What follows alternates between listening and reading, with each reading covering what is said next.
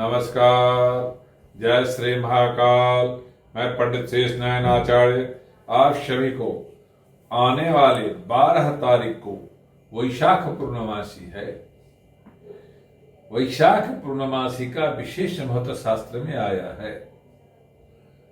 शास्त्र मानता है इस पूर्णमासी में आप यदि भगवान सत्यनारायण की और सत्यनारायण महालक्ष्मी की पूजन करते हैं, सत्यनारायण भगवान के साथ विधि विधान के साथ, तो पुराण में चर्चा आया हुआ है जो कलयुग में जो सत्यनारायण भगवान की पूजा करता है विधि विधान के साथ, उसके सभी दोष समाप्त हो जाते हैं।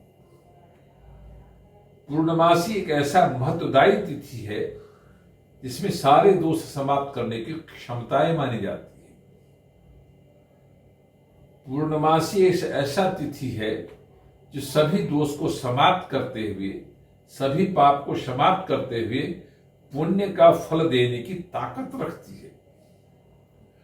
इस तिथि में सभी देवता लोग चंद्रमा के सानिध्य बैठ करके और चंद्रमा के साथ बैठ करके अपने अंदर में जो महत्वदायी ओज शक्ति बढ़ाते हैं। तो जो लोग अपने जीवन में हमेशा संपूर्णता चाहते हैं, उनके लिए तिथि सर्वोपरि है।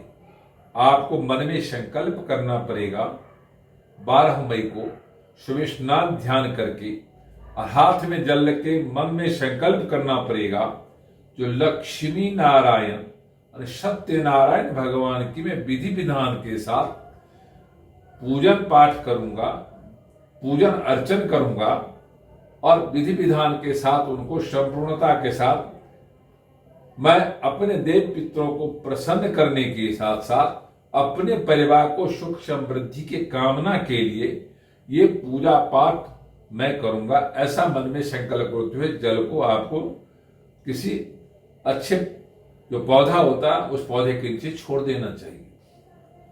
साथ ही आप तैयारी करना चाहिए जिसमें आपको भगवान लक्ष्मी नारायण सत्यनारायण भगवान की प्रतिमा रख करके, वहां सारी ग्राम का भी प्रतिमा रख सकते हैं, तुलसी का पौधा रख सकते हैं, साथ में केले के पौधे के साथ सज्जा सजावट के साथ आप विधि विधान के साथ षोडशोपचार पूजन करते हुए आप उसमें चूरन का प्रसाद बनाना चाहिए, चाहे आटा का हो चाहे वो धनिया का चूरन का हो। साथ ही आपको केला फल का प्रयोग करना चाहिए, पंचामृत का प्रयोग करना चाहिए, गंगा जल का प्रयोग करना चाहिए, तुलसी दल का प्रयोग करना चाहिए, साथ में कलश का भी प्रयोग करना चाहिए।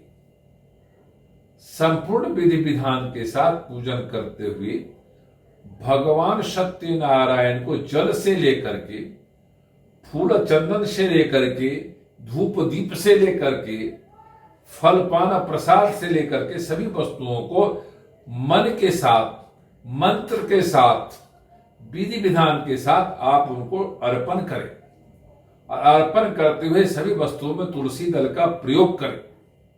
गंगाजल से उनको चारों तरफ से परिक्रमा कराकर उनकी चरणों में जल को अर्पण करें, तो प्रसाद भगवान ग्रहण करते हैं। और फिर विधि विधान के साथ उनकी कथा का गान करें या कथा बांचे या सुने। जब कथा सुनते हैं तो हाथ में फूल ले लें, फल ले लें, और विधि विधान के साथ ध्यान से कथा को श्रवण करना चाहिए।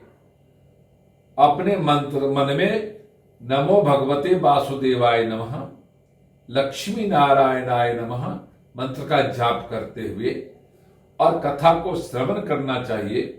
और उसके बाद उस पर सब विधि विधान के साथ पुष्प अर्पण करते आरती इत्यादि करना चाहिए। इसमें 5 प्रकार का दीपक जलता है, 3 घी का, 2 तिल का, तो 5 प्रकार का दीपक आपको 5 प्रकार के दोष समाप्त करता है। तो 5 दिशाओं का दोष समाप्त करने के लिए इसमें सर्वोपरि शास्त्र मानता है, इसलिए 5 प्रकार का दीपक जलाना चाहिए। और दीपक जलाते हुए 3 दीपक भगवान विष्णु के चरणों के लिए और 2 दीपक महालक्ष्मी के चरणों के लक्ष्मी नारायण के लिए 5 दीपक दान की महत्व होता है। उसी दीपक से आपको उनको आरती उतारनी चाहिए। आरती उतारने के विधि विधान के साथ प्रदक्षिणा के साथ आपको व्रत करते हुए और उसमें नमन करना चाहिए और उस प्रसाद को 7 से 9 लोगों को वितरण करते हुए फिर थोड़ा सा प्रसाद ग्रहण करना चाहिए और भगवान को चरणों में साष्टांग दंडवत के साथ पूर्णमिदः पूर्णमिदं पूर्णात् पूर्णमुदच्यते पूर्णस्य पूर्णमादाय पूर्णमेवावशिष्यते मंत्र का जाप करते हुए अब नमन करें और भगवान से आशीर्वाद मांगे। जो भी हमने पूजा विधान किया सब आपके चरणों में अर्पण करते हैं, आप मुझे आशीर्वाद दें। ऐसा जो लोग करते हैं पूर्णमासी वाले दिन भगवान सत्यनारायण के प्रति जो पूजन पाठ करते हैं, जो मंत्र इत्यादि के जाप करते हैं, वो विधि विधान का अच्छा फल देता है। ये वीडियो यदि अच्छा लगा हो तो लाइक करना, सब्सक्राइब करना, शेयर करना ना भूलें। ओम शांति।